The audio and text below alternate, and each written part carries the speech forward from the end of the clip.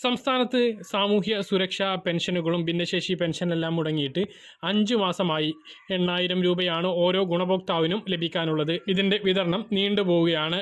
അതുപോലെ pension mustering കാരണം pension മുടങ്ങിയിട്ടുള്ള ആളുകൾക്ക് മസ്റ്ററിങ്ങിന് വേണ്ടിയിട്ടുള്ള അവസരം വീണ്ടും വന്നിട്ടുണ്ട്. നവകേരള സദസ് എന്ന പരിപാടിയിൽ മന്ത്രിമാർ പങ്കെടുത്തതിന് മന്ത്രിമാർക്ക് 35 ലക്ഷം രൂപ അനുവദിച്ചിരിക്കുകയാണ്. ഇങ്ങനെയുള്ള അറിയിപ്പുകളാണ് ഈ ഒരു വീഡിയോയിൽ നിങ്ങളുമായി പങ്കുവെക്കുന്നത്. വീഡിയോയുടെ വിശദാംശങ്ങളിലേക്ക് കടക്കുന്നതിന് മുമ്പ് കൂടുതൽ ആളുകളിലേക്ക് ഇൻഫർമേഷൻ എത്താൻ വേണ്ടി തീർച്ചയായിട്ടും നിങ്ങളൊന്ന് ലൈക്ക് ചെയ്ത് കാണുക.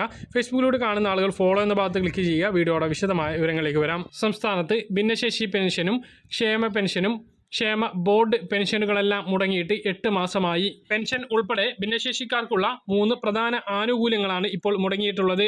അതോടൊപ്പം തന്നെ മറ്റ് വാർദ്ധക്യ പെൻഷൻ, വിധവാ പെൻഷൻ, ക്ഷേമ ബോർഡുകളിൽ നിന്നും ലഭിക്കുന്ന പെൻഷൻ എല്ലാം മുടങ്ങിയിരിക്കുകയാണ്. 1600 പ്രതിമാസ പെൻഷൻ 5 മാസമായി മുടങ്ങിയതോടെ 8000 രൂപയാണ് ഓരോ ഗുണഭോക്താവിനും ലഭിക്കാനുള്ളത്. മുമ്പ് സാമൂഹ്യ സുരക്ഷാ പെൻഷനേക്കാൾ കൂടിയ തുക ഭിന്നശേഷി പെൻഷൻ നൽകിയിരുന്നു. ഇപ്പോൾ അത് 1600 രൂപയായി ഏകീകരിച്ചു. സാമൂഹ്യ സുരക്ഷാ പെൻഷൻ മുടങ്ങുമ്പോൾ 21 വിഭാഗത്തിൽപ്പെടുന്ന ഭിന്നശേഷിക്കാർക്കും അത് കിട്ടാതെയാകുന്നു. നേരത്തെ അത് വ്യത്യസ്തമായി അവർക്കെങ്കിലും കിട്ടിയിരുന്നു. സംസ്ഥാനത്ത് ഓഗസ്റ്റിന് ശേഷമുള്ള പെൻഷനാണ് കുടിശ്ശികയായി കിടക്കുന്നത്. കിടപ്പ് രോഗികളായിട്ടുള്ള തീവ്ര ഭിന്നശേഷിക്കാർക്കുള്ള 600 രൂപ ആശ്വാസ കിരണം പെൻഷൻ മുടങ്ങിയിട്ട് 3 വർഷമായി. കഴിഞ്ഞ സാമ്പത്തിക വർഷം മുൻകാല കുടിശ്ശിക 1 വർഷത്തെ തുക കുറേ പേർക്ക് നൽകിയിരുന്നു. എന്നാൽ ബഹുഭൂരിഭാഗം പേർക്കും അന്ന് നൽകിയ 7200 രൂപ കിട്ടിയില്ല. 2018 ശേഷം ആശ്വാസ കിരണം പെൻഷന് വേണ്ടിയുള്ള അപേക്ഷ സ്വീകരിച്ചിട്ട് പോലുമില്ല. ഭിന്നശേഷിക്കാർക്കുള്ള നിരാമയ ആരോഗ്യ ഇൻഷുറൻസ് പ്രീമിയവും വർഷം തോറും പുതുക്കാനുള്ള തുക BPL റേഷൻ കാർഡുള്ളവർക്ക് സർക്കാർ നേരത്തെ നൽകിയിരുന്നു. 1 വർഷമായി അതും മുടങ്ങിക്കിടക്കുകയാണ്. ഇതിൽ എൻറോൾ ചെയ്യുന്നവർക്ക് 1 ലക്ഷം രൂപയുടെ ഇൻഷുറൻസ് പരിരക്ഷയാണ് ലഭിക്കുന്നത്. നിരാമയയിൽ എൻറോൾ ചെയ്യുന്ന BPL വിഭാഗം ഗുണഭോക്താക്കൾക്ക് 250 രൂപയും APL വിഭാഗത്തിന് 500 രൂപയും പ്രീമിയം നൽകണം. ഇത് പുതുക്കുന്നതിന് BPL വിഭാഗത്തിന് 50 രൂപയും APL വിഭാഗത്തിന് 250 രൂപയും ഈടാക്കുന്നുണ്ട്. BPL വിഭാഗത്തിന് സാമൂഹ്യനീതി വകുപ്പ് പ്രീമിയവും റിന്യൂവലും സൗജന്യമായി 1 വർഷം മുമ്പ് വരെ നൽകി വന്നിരുന്നു. എന്നാൽ എല്ലാ ഭിന്നശേഷിക്കാരും ഇപ്പോൾ അതും അടയ്ക്കേണ്ടി വരുന്നു. ഭിന്നശേഷിക്കാർക്കുള്ള ആനുകൂല്യങ്ങൾ നൽകാതിരിക്കുന്നത് നിയമവിരുദ്ധമാണ്. എന്നാൽ കാര്യമായ സർക്കാർ ആനുകൂല്യങ്ങളൊന്നും ഭിന്നശേഷിക്കാർക്ക് ഇപ്പോൾ കിട്ടുന്നില്ല. ഇതുപോലെ തന്നെയാണ് പ്രായമായിട്ടുള്ള ആളുകളുടെയും അവസ്ഥ. സംസ്ഥാനത്തെ മരുന്ന് പോലും മുടങ്ങിയിട്ടുള്ള അവസ്ഥയിലാണ് പല ആളുകളും ഉള്ളത്.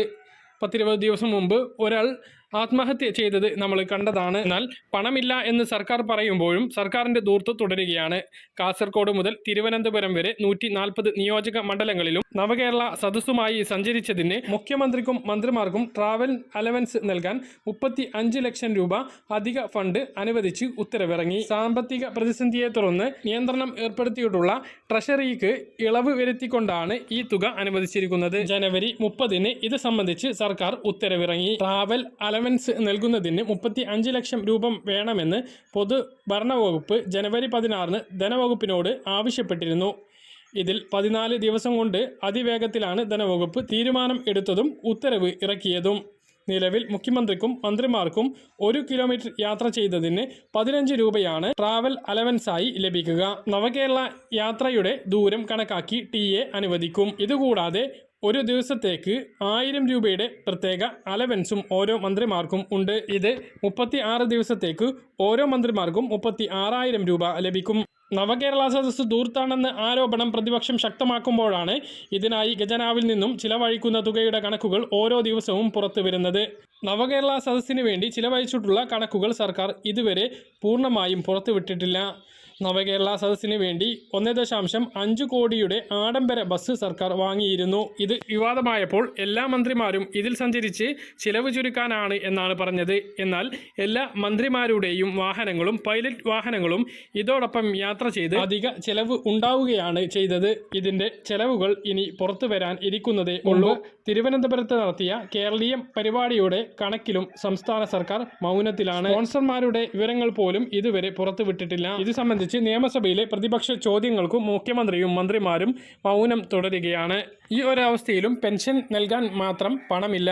സാമൂഹ്യ സുരക്ഷാ പെൻഷനുമായി ബന്ധപ്പെട്ട് വളരെ പ്രധാനപ്പെട്ട ഒരു കാര്യം, മസ്റ്ററിങ് ചെയ്യാത്തത് മൂലം പെൻഷൻ മുടങ്ങിയിട്ടുള്ള ആളുകൾക്ക് ഫെബ്രുവരി മാസം 20-ാം തീയതി വരെ മസ്റ്ററിങ് ചെയ്യാനുള്ള അവസരമുണ്ട്.